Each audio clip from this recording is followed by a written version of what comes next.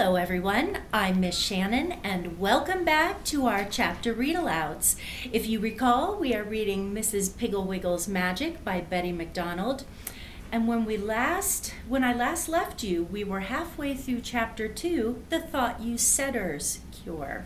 If you recall, parents Mr. and Mrs. Burbank had just about had it with their children who were constantly saying, "Oh, I thought you said," when of course they really heard what was said.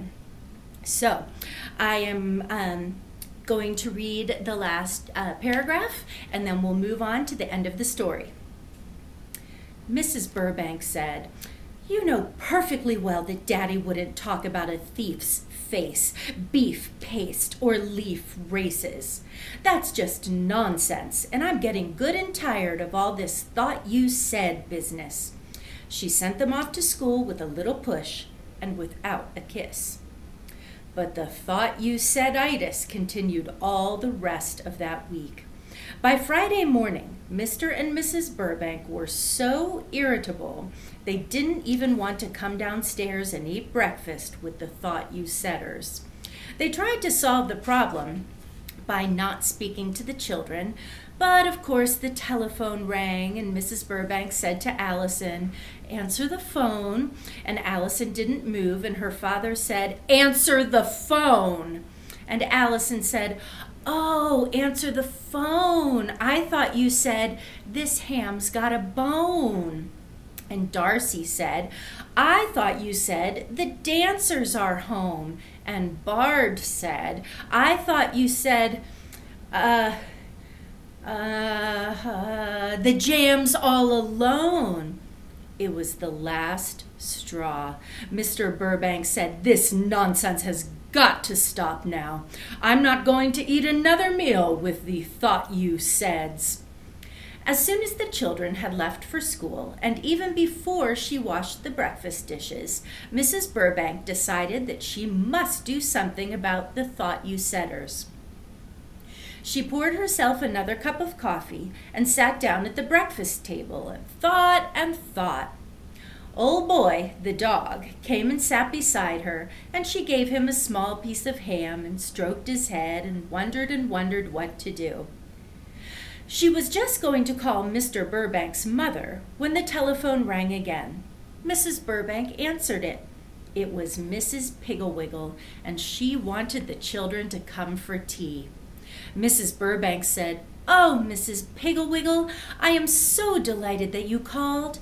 I was just sitting here at the breakfast table wondering what in the world to do." And so she told Mrs. Piggle-Wiggle about the thought you saiders. Mrs. Piggle-Wiggle said, "There is a regular epidemic of thought you said-itis all over town.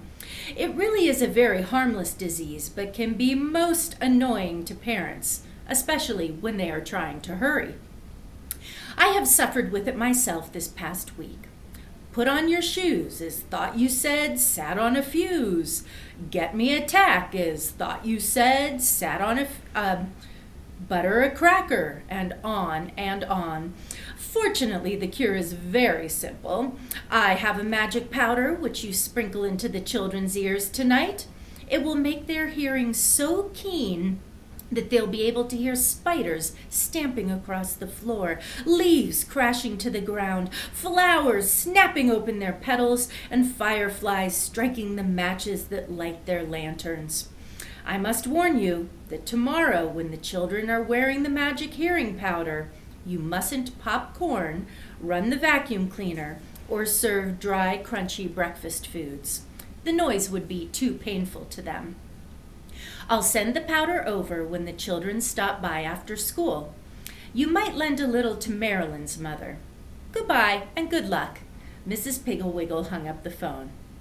After school, the children came rushing in to deliver the package from Mrs. Piggle-Wiggle and to change their clothes. Mrs. Piggle-Wiggle's package contained a tiny little box of white powder. Mrs. Burbank felt the powder and smelled it. It felt like talcum powder and it smelled like ginger. She put it under the pile of clean handkerchiefs in her handkerchief box. That evening, after the children were in bed, she told Mr. Burbank about it. He thought the magic powder sounded wonderful and decided to try a little in his own ears. Mrs. Burbank went up and got the bottle, and Mr. Burbank put a pinch in his left ear. Immediately he shouted, "Turn off that terrible radio! It's killing me!" Mrs. Burbank rushed and turned the radio off. Mr. Burbank said, "It's thundering! We must be going to have a storm!" Mrs. Burbank listened. She couldn't hear any thunder. She opened the front door and went out and looked at the sky. It was a clear, dark blue and spangled with stars. The night was as still and quiet as a picture. Mr. Burbank shouted, "The storm's getting closer! Almost overhead now!" Mrs. Burbank came in and closed the door. She said, "Bernard Burbank, it's a cold, clear, perfectly peaceful night. There is no thunder." Mr. Burbank said, "Listen, don't you hear it? Deafening, that's what it is, deafening." Mrs. Burbank listened very carefully. Then she heard from the kitchen a soft, very faint thumping noise. She went out to investigate and found Old Boy the dog lying under the kitchen table, scratching and bumping his elbow on the floor. She gave Old Boy a dog biscuit and put him out. Then she went back to the living room and asked Mr. Burbank if the storm had passed over. He said, "Do you have to stamp your feet like that? You certainly must be getting fat. You sound like a coal truck when you walk." Mrs. Burbank, who was very slight, looked down at her soft red house slippers and said, "Bernard, I think you had better wash that magic powder out of your ear, because I'm going to go out right now and get some graham crackers, and think of the torture you'll go through if I drop a crumb." Mr. Burbank said, "Stop shouting!" Mrs. Burbank said, "I'm whispering, dear." So Mr. Burbank went upstairs to wash out his ear. When he snapped on the light in the bathroom, he flinched because it sounded like a pistol shot. When he turned on the faucet, it sounded like Niagara Falls. And when he accidentally brushed a hairpin off the windowsill, it sounded like a huge iron chain crashing to the tiled floor. Mr. Burbank filled the bathroom glass with warm water. He decided that it would be the best way to wash out the magic powder, and was just about to pour some in his ear when from behind the bathtub he heard the most awful screaming, screeching, whining noise. He straightened up, put down the glass, and peered over by the bathtub. He didn't see anything. He bent down over the basin again and picked up the glass. He was just about to pour the warm water in his ear when the horrible screaming, squealing noise came again, this time right by his head. Mr. Burbank was so scared he dropped the glass, spilled the water, and banged his head on the faucet. He looked all around, but he couldn't see anything. The noise came again, this time a little fainter and from behind the Venetian blind. He raised the blind and looked carefully. He couldn't see a thing. The terrible noise came again, this time by the mirror. Then Mr. Burbank saw what it was, a big mosquito. He grabbed a washcloth and, without thinking of his magic hearing, swatted the mosquito. The screams of agony that immediately filled the bathroom were horrible. Mr. Burbank hurriedly turned on the warm water and stuck his ear right under the faucet. Phew! What a relief! He picked up the dead mosquito by one leg and put it in the wastebasket. Then he called to Mrs. Burbank. "Hey, Mary, I'm all right now, but I think we'd better go easy with that magic powder in the children's ears. It's awfully strong." "Perhaps you used too much," Mrs. Burbank said. "Here, I'll measure it out. I'll use a toothpick, and I'll just put a grain or two in the right ear of each child. Come on now, help me." They tiptoed into the children's rooms and put a toothpick full of the magic powder in each one's right ear. Even in his sleep, Darcy was saying, Miss Anderson, I didn't hear you say, hand me the ruler. I thought you said, bananas are cooler. Mr. and Mrs. Burbank looked at their sleeping son and then at each other. Just wait until tomorrow, Darcy, old boy, said Mr. Burbank. The next morning at 7 o'clock, Bard came running into his parents' room and said, Mother, Daddy, there's a terrible noise in our room. It sounds like sawing. Mr. and Mrs. Burbank got out of bed, put on their robes, and went in to investigate. They couldn't hear a thing. Darcy said, Isn't that an awful noise, Daddy? Do you think it's a buzz bomb? Mr. and Mrs. Burbank looked and looked, but they couldn't see or hear anything. Mr. Burbank told the children to get dressed and come down to breakfast. Bard began to cry. He said, We'll come down, Daddy, but you don't have to yell at us.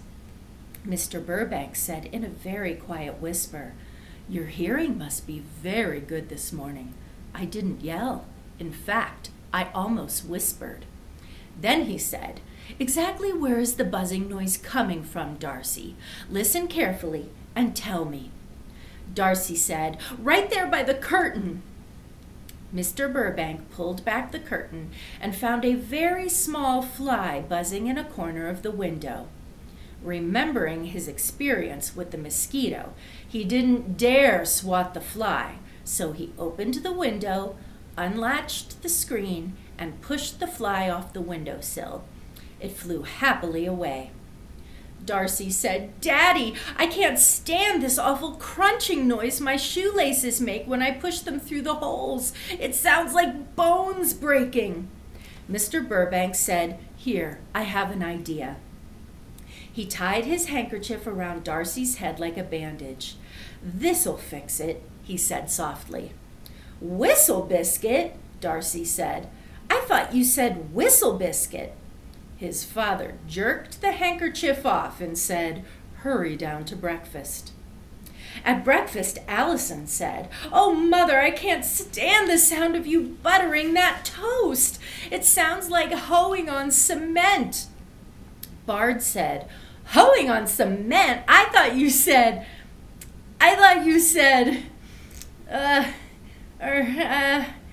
He took a spoonful of oatmeal and never finished the sentence. A piece of toast popped out of the toaster. All three children jumped. Darcy said, Mother, you should warn us when you're going to make so much noise. Mrs. Burbank said, I'm sorry, but it didn't seem loud to me. I guess my ears aren't very good. Allison said, Come on, boys, let's go to school. Darcy said, I thought you said poison. I thought you said poison. I don't know what I meant. Allison said, Oh, boy's breathing so loud I can't hear a thing. And does he have to splash his tongue around in his mouth like that, Mother? Mrs. Burbank called old boy and gave him a piece of bacon. He snapped and gulped, and all three children jumped and shuddered. What a noise, said Allison, glaring balefully at poor old boy. He's just like some terrible kind of a jungle beast. Mrs. Burbank said, Come, children, put on your coats and go to school. Allison said, Spit on your coats? I thought you said spit on your coats. Nobody laughed. Darcy said, Don't talk so loud, Allison. It hurts my ears. Bard said, Didn't you hear what Mother said? She didn't say spit on your coats. She said put on your coats. Allison said, I know it. I can hear. Let's go. The front door closed quietly, and Mrs. Burbank said to her husband, who was groping for the sugar, That's the first time in 5 years they haven't banged the front door. Here's the sugar, dear, and you have 4 minutes before the next bus.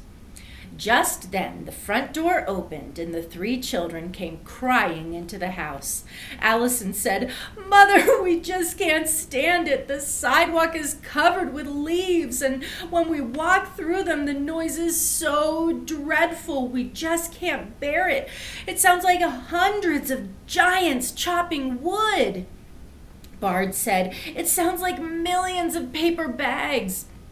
Darcy said, "It sounds like thousands of houses burning up. Crackle, crackle, crash." Mrs. Burbank said, "Well, Bernard, I think we'd better wash out their ears, and we'll give Mrs. Piggle-Wiggle our heartiest thanks." Mrs. Burbank said, "What's she done wrong?" "Who?" said Mrs. Burbank. "Mrs. Piggle-Wiggle," said Mr. Burbank. "What are you talking about?" said Mrs. Burbank. "I said that we should give Mrs. Piggle-Wiggle our heartiest thanks." "Oh," said Mr. Burbank, "I thought you said, 'Go give Mrs. Piggle-Wiggle your hardest spanks.'" The children looked disgusted. And that is the story of the Thought You Saiders Cure. Tomorrow, we will start chapter 3 of Mrs. Piggle-Wiggle's magic, called The Tattletale Cure. And as always, we want to thank the publishers and authors who are allowing librarians and teachers to read their publications across the country online without having to worry about copyright law. Have a good day, and I'll see you tomorrow.